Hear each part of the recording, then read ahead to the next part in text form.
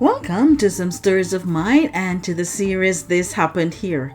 Today we will be driving part of the 444 miles, 8-hour long Natchez Trace Parkway, aka Trail of Tears, and we'll be stopping to visit the over 250-year-old building, Mount Locust Inn and Plantation. It was such a beautiful day and such a lovely place. I see why this land was stolen from the Cherokee and Natchez Indians. Now, this is not the exact path. This road, the official Trail of Tears, crosses over the actual Trail of Tears in several places. In 1938, Congress passed legislation creating the Natchez Trace as a unit of the National Park Service, as a means to preserve it and keep some of the original path and structures.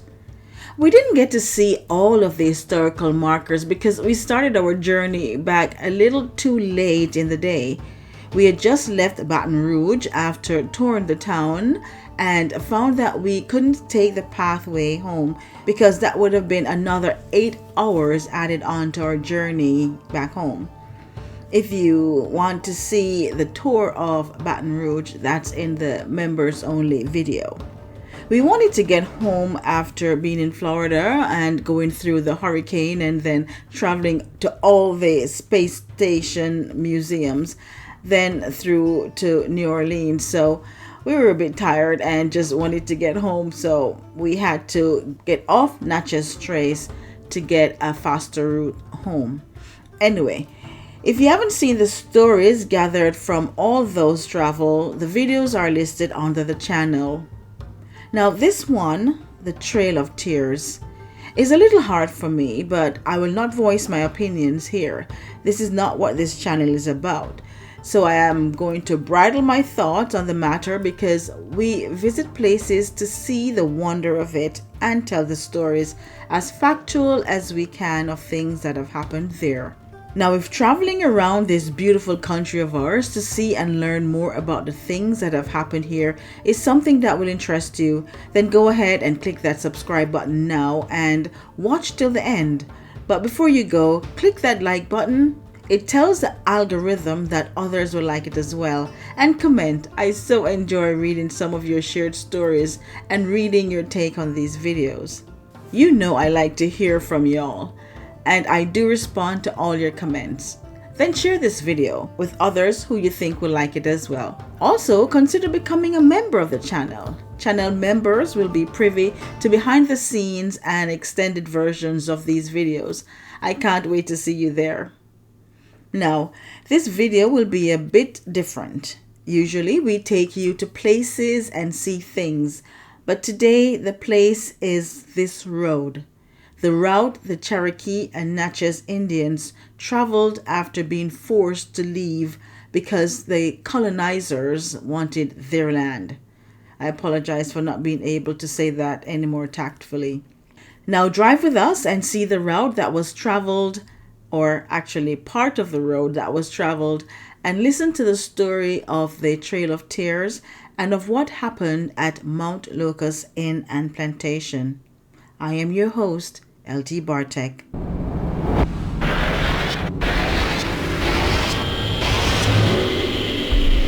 In the late 18th century, the Cherokee Indians established their homes in the region that now constitute modern-day Virginia, West Virginia, North Carolina, South Carolina, Georgia, and Alabama. Nestled in the picturesque landscape of the southern Appalachian mountain and valleys, the first encounter with European settlers occurred in 1540 when Hernando de Soto expedition crossed paths with the Cherokee in their mountainside abode. This meeting, however, brought devastating consequences for the Cherokee as their population dwindled from 44,000 to 11,000 by 1715 due to the introduction of smallpox. During the colonial period, the Cherokee aligned themselves with the British during conflicts with France and later supported the British again in the American Revolution.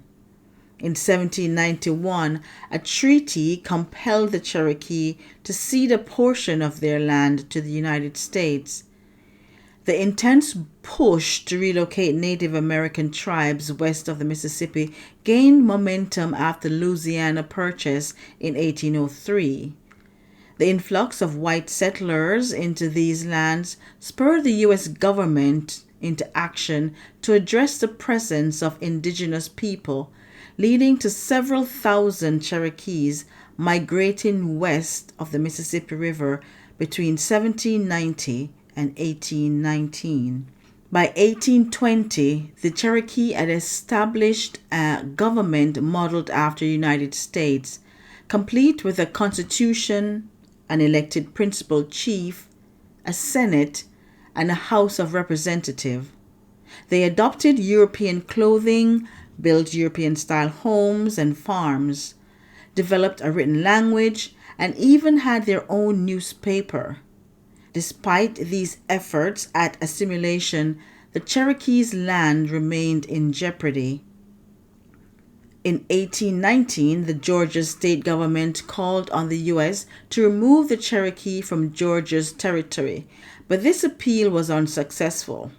However, in 1828, Georgia passed a law nullifying all Cherokee Nation laws.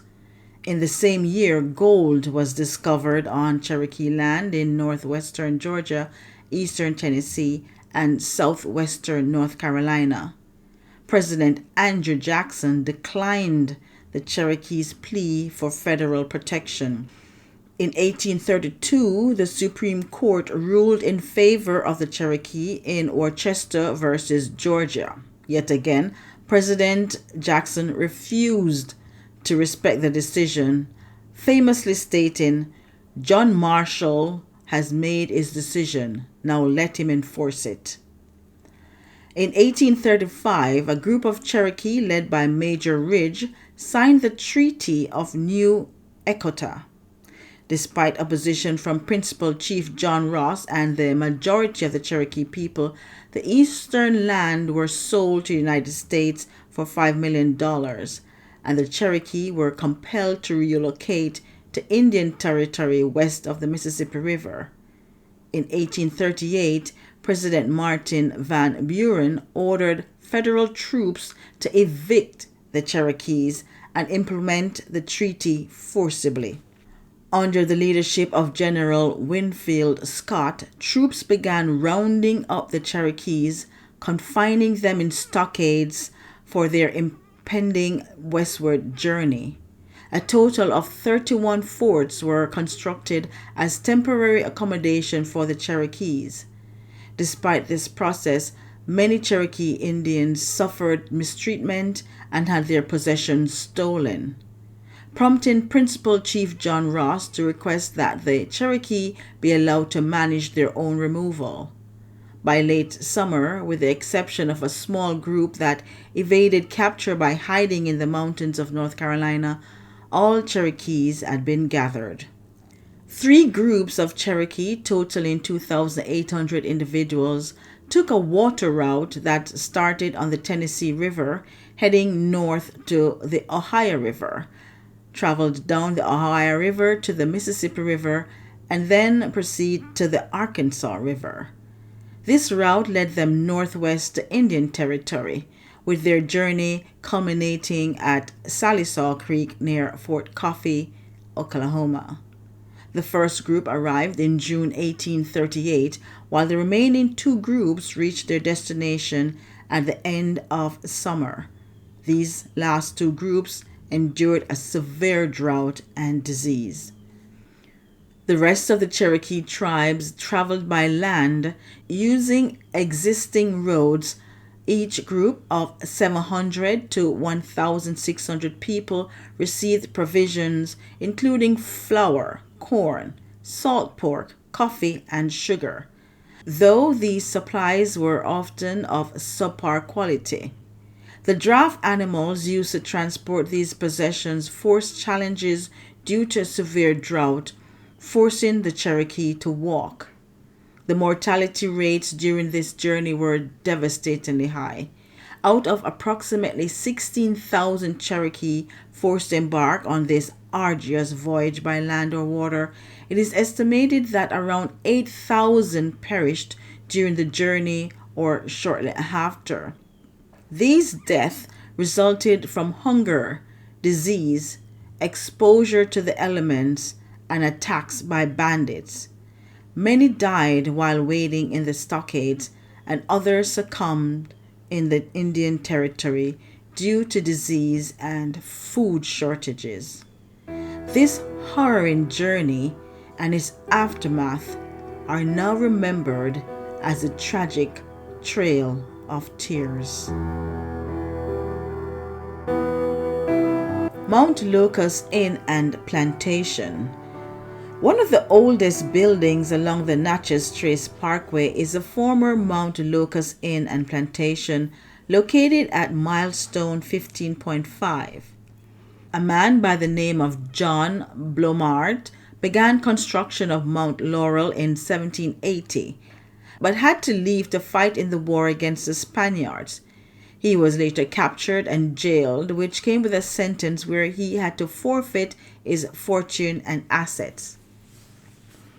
His former business associate, William Ferguson, then bought the property in 1784, and he and his wife, Pauline Ferguson, completed the creation of Mount Locust Plantation.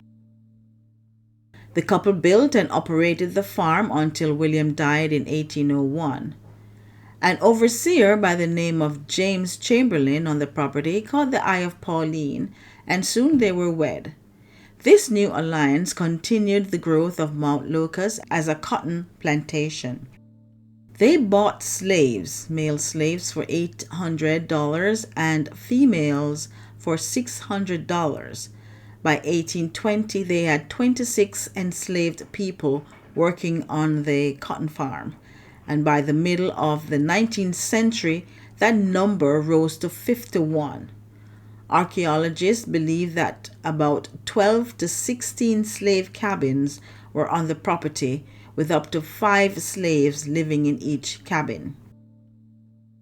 A few years passed, and Pauline found herself once again a widow with 11 children depending on her. The plantation was profitable, but now she found another source of income. By 1785, boatmen found it safer and easier to travel by land after selling their goods at the market in Natchez and New Orleans. En route from Natchez was Mount Laurel. Pauline found that she could provide a place for them to camp and food made of corn mush and milk. She then added 4 rooms to her home, and a 2-story addition was erected behind the family home that was called the Sleepy Hollow. She charged 25 cents for room and board and less for a camp spot on the property.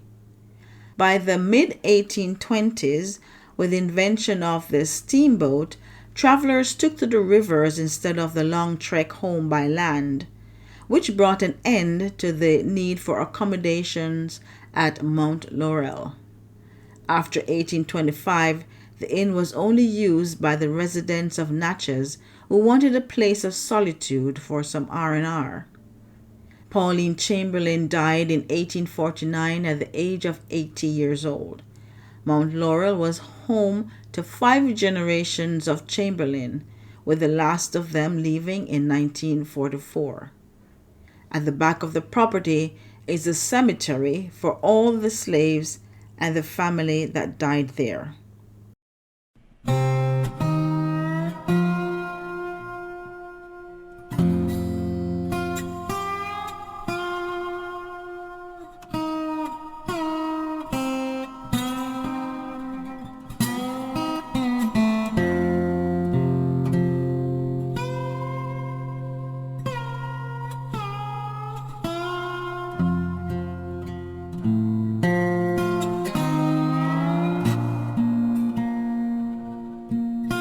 We attempted to visit Emerald Mound, but it was a way off the beaten path, and being pressed for time, we had to abandon the idea. But this is Emerald Mound. Designated a National Historic Landmark, Emerald Mound is one of the largest mounds in North America, covering 8 acres.